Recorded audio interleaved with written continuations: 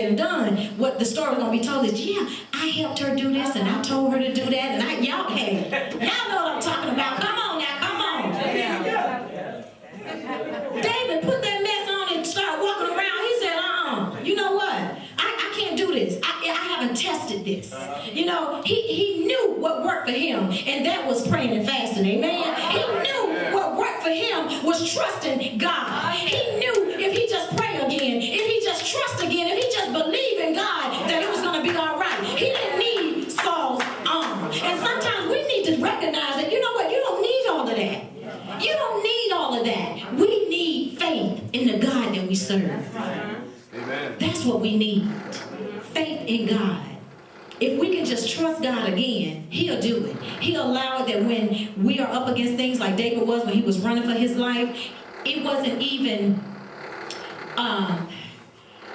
people that were surrounded around Saul that they didn't have the courage to say, King Saul, David hasn't done anything. Why are we snuffing him out, trying to kill him? Why are we doing this? Why are we trying to tear this boy down when he hasn't done anything but brought you fame? Everything that he has done has been for your good. Everything that he has done, you know, he has given, you know, made you more prosperous. He hasn't taken anything from you. And I say that to say this. We have to be careful about the people that we allow inside of our inner circle. When you are anointed of God and God has positioned you for specifics, you need to know who you're walking with. You need to know who's sitting on your front row in your life. It needs to be an intimate relationship, amen? And not to say that you still got to have a relationship with the Lord. Now, it was Jonathan that went to Saul and said, Father, David hasn't done anything to deserve this. He don't deserve this. Why are you doing this? Jonathan went to his father and begged him, did you call this off? He don't deserve this. He hasn't done anything. But Saul was like, no, he died. Another protection that force that God put for David was his wife, Saul's daughter. She went to David and she said, if you don't leave tonight, tomorrow you will die. Because she knew her father had already said they're going to come there and they're going to get him. He's going to die tonight. But she told her husband, you have to go or you're going to die. Can you imagine being in that situation where this is your father and this is your husband? And this was the daughter that loved David. She loved him. It wasn't like this was just so arranged. She loved him. The word tells us that she loved him. But you know what? She loved him enough to let him go because she could recognize that anointing also. When they came in to get him that night, she had covered the bed, to put idols in the bed and covered it up and put fleece or at the top when she covered it up. And when they came in, she told the attendants, oh, he's sick. He's not feeling good. That was just giving him a little leeway so that he could really get out of Dodge. Amen? Yeah. So the next day when they came back, her father was angry with her. Why would you help my enemy? But she didn't see David as her father's enemy. That's right. But that's how God will protect his own. God will protect his own. If we just listen to him. And we always say, I was in the wrong place at the wrong time. Why? Who was you listening to? Who was in your inner circle? Why were you listening to that?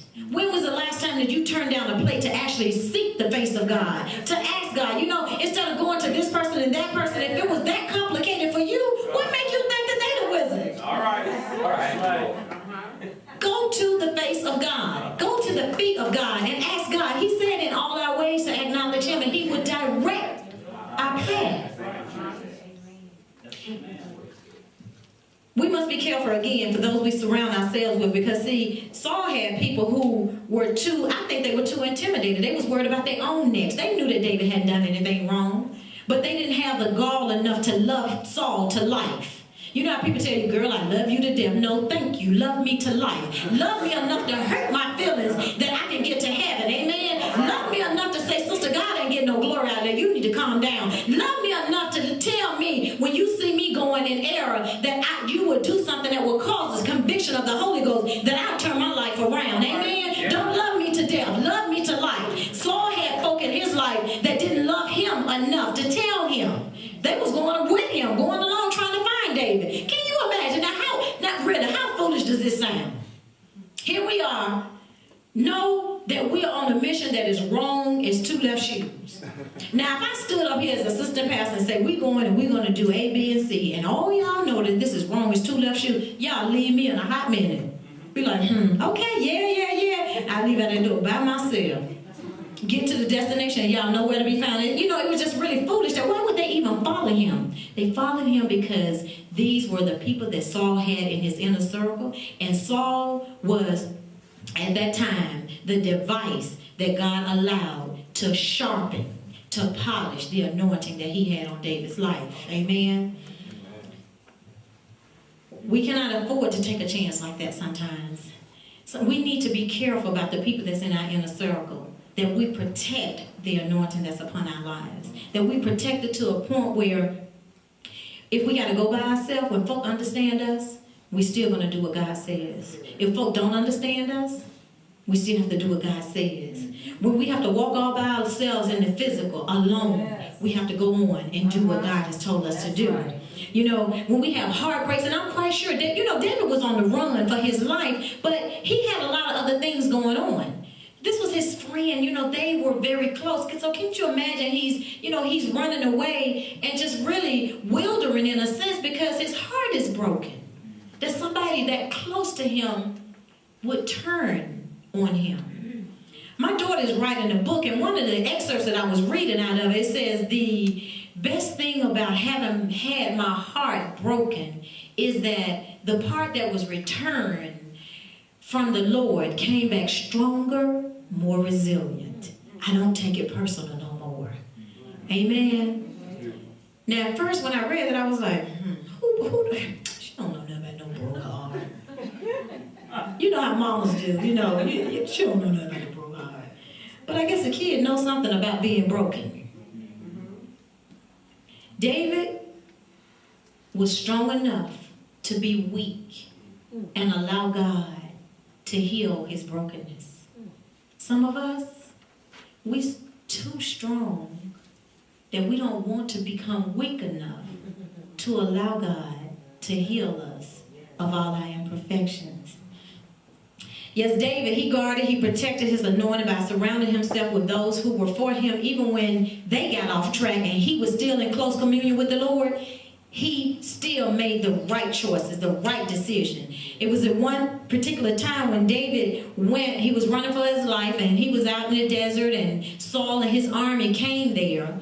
And David was told that Saul then was over on the other side of the mountain. David and his friend went over there. He was like, well, who will go with me? He first asked. See, sometimes you got to just put it out there to people. Don't assume anything. We mess up a whole lot of times because we just assume it. This person is with me, this person. Well, sometimes we need to put it out there.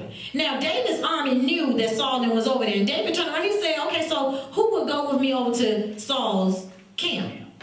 Everybody ain't going with you into the enemy's camp. Sometimes you got to go by yourself and recover your own stuff. Amen.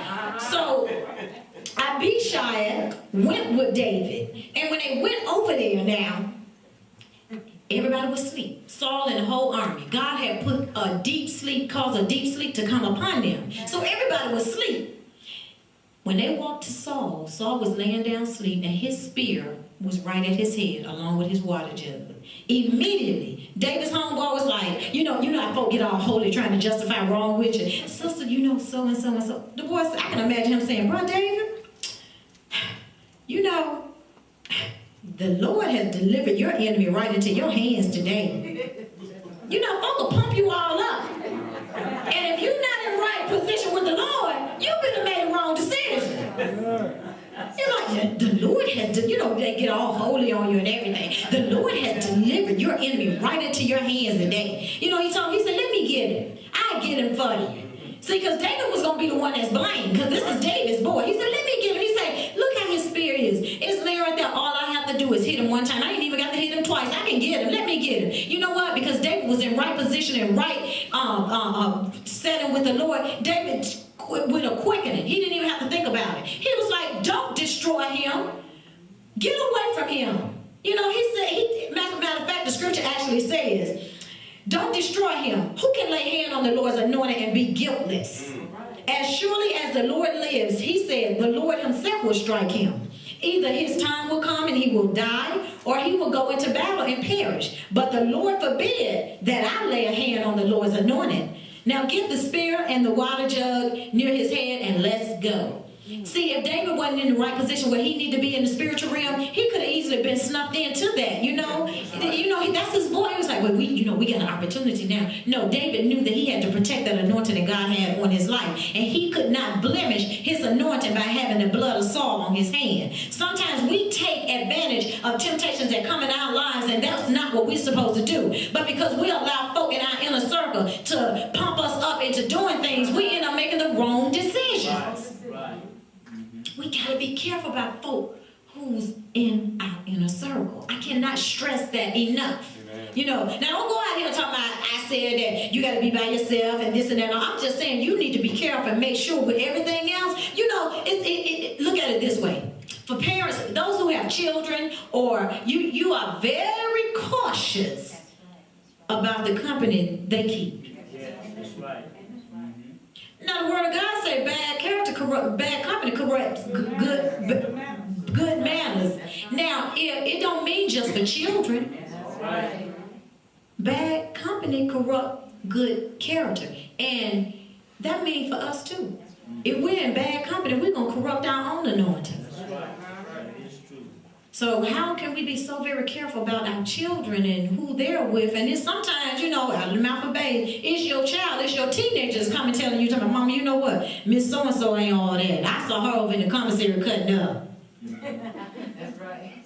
And then there you are standing. You knew it. You knew it from the beginning. But you compromised. You compromised because you wanted some friends. You over here all by yourself. And you wanted some friends, so you compromise who you really are just for the sake of company. No, David told him right then and there, he said, no, we're going on, get that jug, and we're going on over to the other side of the mountain. And they went over onto the other side of the mountain, and once they got there, David called back from the top of the mountain. David called back to the king's armor bearer. He said, Abner, what are you doing over there? Each and every one of y'all over there with the king Saul, with your lord the king, need to be killed. Y'all deserve to die because you're not doing your job. You're supposed to be taking care of him, and I got his spear and his water jug. All y'all will sleep on the job. We don't need folk in our life that's going to be sleep on the job. We need folk that we know praying for us when we're going through. We need folk in our lives that's going to encourage us and lift us up. We need folk in our lives to know that, look, I need your prayers. And we need folk in our lives to be able to tell us we need to be resilient enough to say, you know what, I messed up. I need you to pray with me on this situation. And then you know what, I guess one of those warnings that come from on the TV, you don't have to be a person that park your feet under somebody's table every Sunday or every Friday to be one who's committed to praying for them. We are our brother's keeper. When our sisters and brothers need us, that's that. They need us. Sacrifice some time. Pray for them. David called out to Abner and he told him, he said, I have the king's spear. But Saul heard David's voice. He heard David's voice and he recognized David's voice. And then I checked this out now. He's looking for David to kill him. Got a whole 3,000 man army looking for David to kill him. But when he heard David's voice, he had the audacity to say, David, my son, is that your voice? You know how folk do you, girl, I'm with you. Girl, I'm with you. I got you, girl. And they can't wait till you leave out the door so they can tell their friend, she thinks she all that. Saul said, is that your voice that I hear? And David said, yes. Still humble, still in a spirit of humility. He said, yes, this is I. And David went on to tell him, he said, will you please listen to your servant's words? He said, why is the Lord pursuing his servant? What have I done? And what wrong am I guilty of? I can just imagine him saying that because his heart is broken. He's still confused because he's running for his life from a friend and he don't know why. Sometimes the worst pain that we endure is not knowing why. Especially us as women. You know, we are very analytical. We want to analyze it. It got to be a reason why. He messed up, but it got to be a reason why. He said it wasn't nothing wrong, but it got to be a reason why. That doesn't make sense. No, it doesn't make sense because it's common. But the word tells us we wrestle not against flesh and blood. So why can't we believe that he still loved us? She still loved you. He messed up because he was caught up in the minute, and it wasn't about flesh and blood. It was about spiritual temptation. Amen. See, nobody want to talk about that from the pulpit, huh?